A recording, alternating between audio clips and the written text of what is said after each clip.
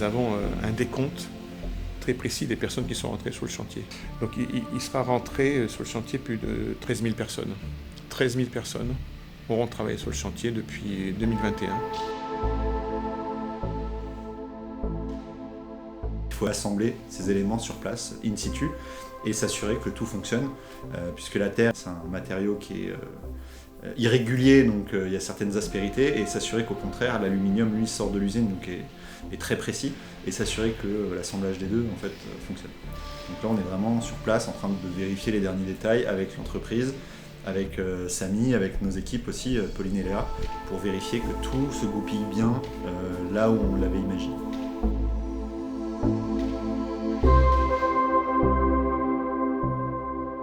C'est quelque chose qu'on a tellement maturé sur des outils virtuels et digitaux qu'au bout d'un moment, on savait que ça allait marcher, mais il y a cette gymnastique de passer de la conception à réceptionner de la production, qui est une étape hyper excitante, mais dans laquelle il peut y avoir un peu de peur aussi. Et là où on est content, c'est qu'on regarde autant l'échelle globale de l'intervention qui, par sa couleur et sa matérialité, se déploie dans l'espace. Et en fait, si on porte un tout petit peu le regard au-delà des aspects grandiloquents du Grand Palais, on va voir notre intervention se dérouler dans tous les espaces. Et nous, on regarde aussi des micro-pièces de jonction entre deux tubes d'alu pour accueillir une écaille en terre cuite. Il n'y a peut-être que nous qui la regardons, mais ce détail, il est répété et multiplié 100, 200, 300 fois dans l'espace, et c'est ce qui rend tout démontable, tout réparable, tout remplaçable, que personne ne va voir, parce qu'on n'a pas cherché à être absolument visible, on a cherché à être efficace, et je pense qu'on a réussi.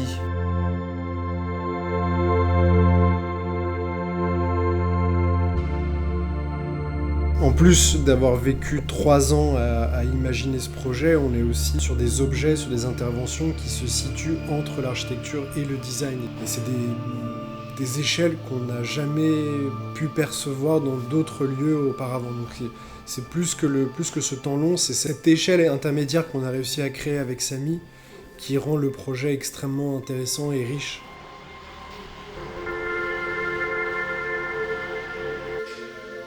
Il y a des choses qui sortent du four, qui sortent de la machine, mais il y a aussi des objets qui sortent de la main de l'homme. Et en fait, c'est un peu ce grand écart entre ces différentes manières de faire aussi qu'on a envie de célébrer au Grand Palais, parce que le Grand Palais, il y a cette structure métallique qui était à base d'acier, qui sortait des fours, et en même temps une mosaïque microscopique qui était faite à la main, en fait. Ce savoir-faire de l'homme au sens large, aussi bien concevoir des machines pour produire, mais aussi utiliser sa main pour parfaire en fait des objets. Le patrimoine et tout ce genre de monuments sont une matière vivante finalement, et qu'on peut toujours, dans des espaces, malgré leur histoire et leur valeur mémorielle, leur valeur esthétique, on peut toujours y apporter de la création architecturale liée à une situation contemporaine. Et qu'en fait, ces patrimoines-là, on a envie qu'ils soient perçus comme un élément qui puisse continuer à vivre, qui puisse continuer à accueillir de la création architecturale. Et je pense que c'est ça qu'on a essayé de développer avec notre projet, c'est la capacité du patrimoine à accueillir des éléments qui sont issus de la situation dans laquelle on va venir y apporter des usages.